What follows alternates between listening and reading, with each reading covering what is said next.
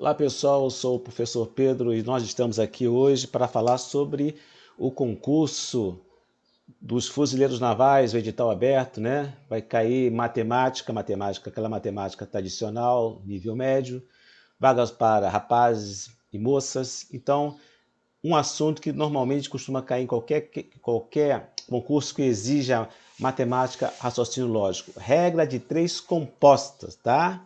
Regra de três compostas. E como sempre, vamos resolver sem aquela setinha, porque a setinha costuma atrapalhar o raciocínio dos alunos, tá? Então vamos lá, direto ao assunto. Para a confecção de máscaras para proteção contra a Covid, uma pequena empresa possui 4 funcionários que produzem 100 máscaras em 3 horas, pretendendo-se produzir o dobro de máscaras, contratando-se mais 2 funcionários e mantendo-se o mesmo ritmo de produção. Quanto tempo será gasto? Ora, para você fazer uma regra de três compostos, o primeiro passo é fazer a linha com o que foi dado, tá? Com as variáveis. Então ele disse que foram confeccionados inicialmente por 4 funcionários. Então você tem aqui, ó, funcionários, 4 funcionários, tá? Produção. Quantas máscaras foram produzidas inicialmente? Foram produzidas inicialmente 100. E o tempo para isso? Foi o quê? 3 horas, tá?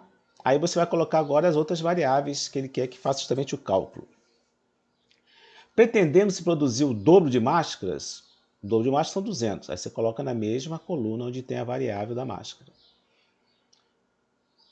Em produzir o dobro de máscaras contratando mais 2 funcionários, se ele vai contratar mais 2 funcionários, agora serão 6, né? 2 mais 4, 6. E a incógnita justamente é saber em quanto tempo, no mesmo ritmo, será gasto essa produção. Então, x aqui. Então, depois que você montou aqui as variáveis dadas, né?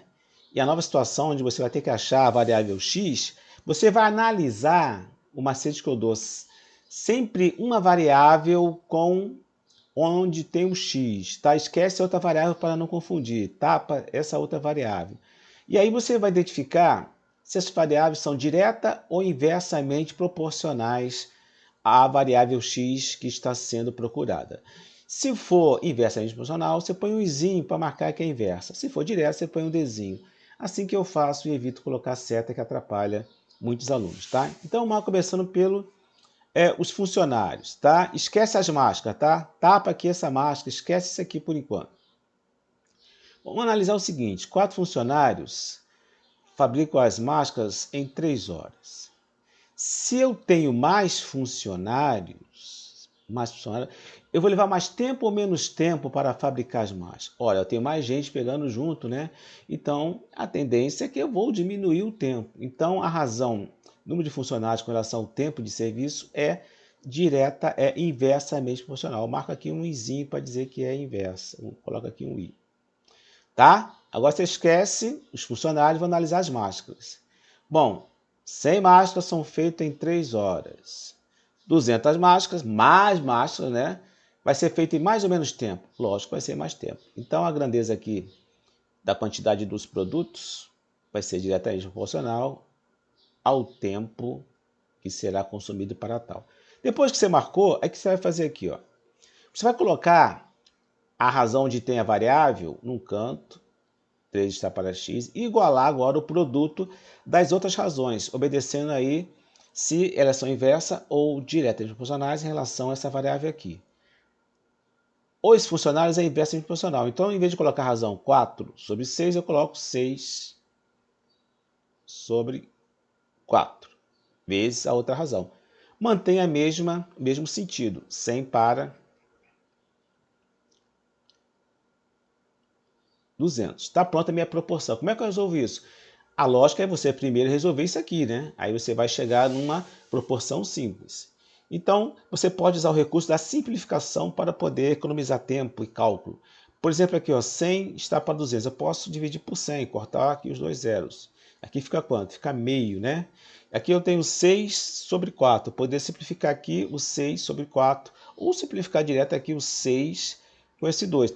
Você escolhe, tá? Simplifica na própria fração ou com um numerador de uma outra fração e um denominador de uma outra fração. Eu vou preferir cortar aqui, tá? O 6 e o 2.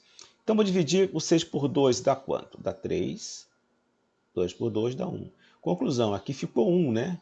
Então, o que sobrou aqui? Sobrou aqui exatamente, ó, 3 está para x. Aqui eu tenho agora 3 está para 4. Aí, se você for usar a propriedade, né? A propriedade das proporções, né? O produto dos extremos é igual ao produto dos meios, seria o quê? 3 multiplicar em x. 3 vezes x tem que ser igual a 3 vezes 4, tá? O que eu faço aqui agora? 3 vezes 4, sobre o quê? Passo 3 dividindo. Sobre 3. Cortei aqui, quanto? X é igual a 4, tá?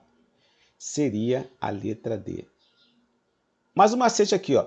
Quando você tem uma proporção aqui, ó, os valores aqui dos numeradores são iguais e já se anulam aqui. Então aqui sempre precisava fazer isso aqui, ó, usar a propriedade fundamental.